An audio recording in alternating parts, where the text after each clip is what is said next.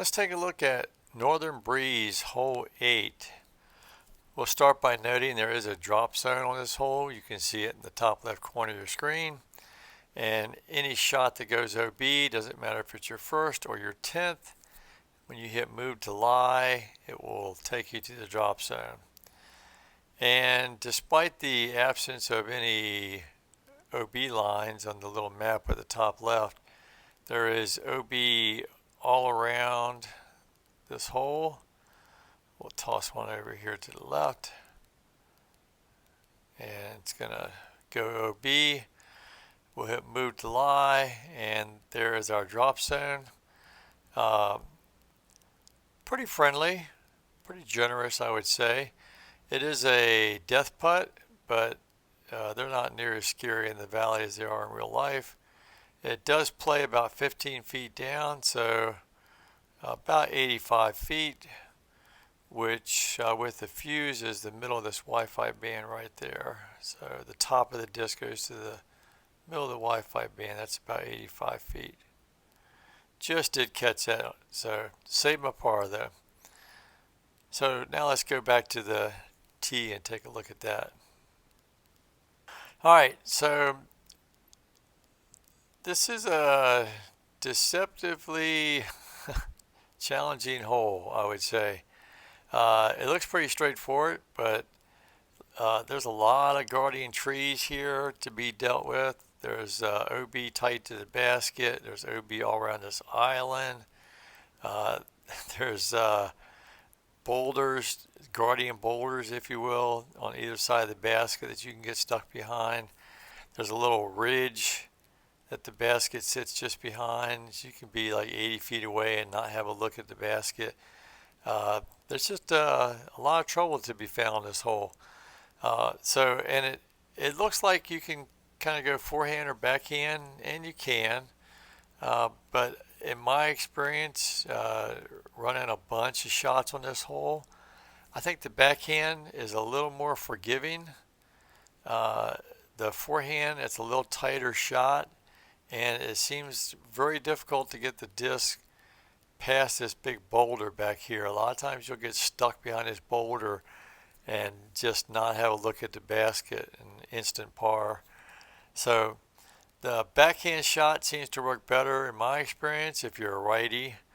And for that, we're going to slide to the left. I'm going to put the middle chevron on that rock. You want to keep your drive low also. There's more airspace down low. If you get up high, you start to run into a lot of branches and trees. And a good disc for this is the accurate windbreak musket.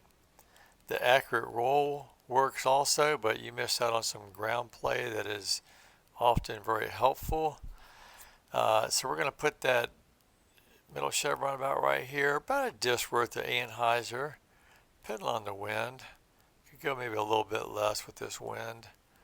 And we want to try to snug that tree and hopefully get some good ground play and scoot up where we have a look at the basket 60 feet away. And this is of course going to play downhill, so you want to take that into account. And the forehand shot, like I said, is there. This is probably not a good win for it. So let's throw the backhand one more time. Accurate windbreak musket. Chevron on that rock. A little less anhyzer this time. About half a disc, I'm going to guess, maybe. And hoping again for some ground play. And if you use the accurate roll, you're not going to have that ground play. That's the problem. So 73 feet.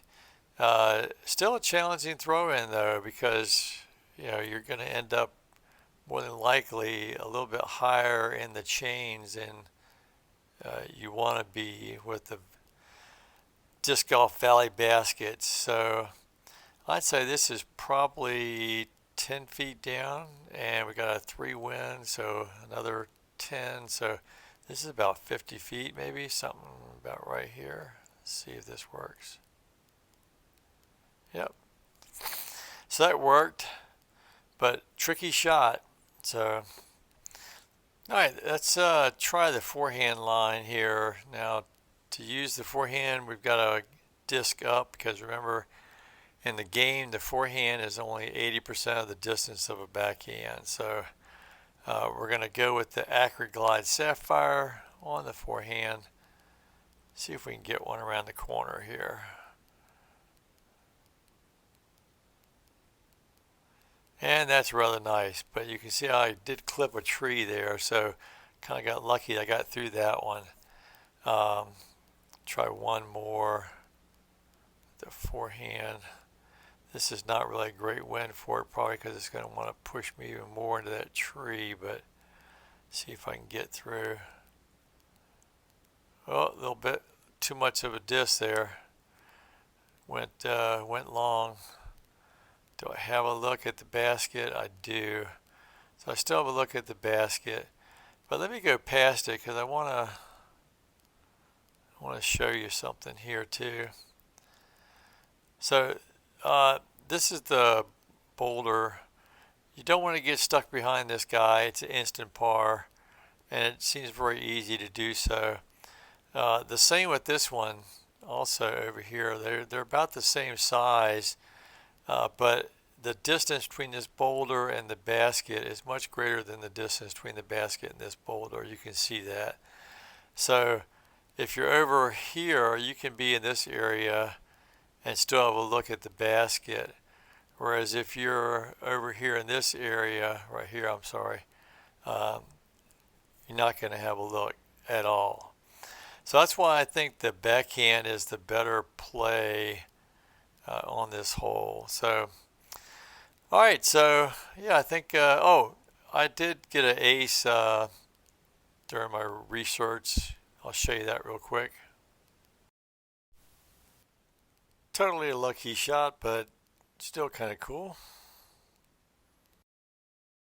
All right, well, I hope you enjoyed that. I hope you learned something, and we'll see you around the valley.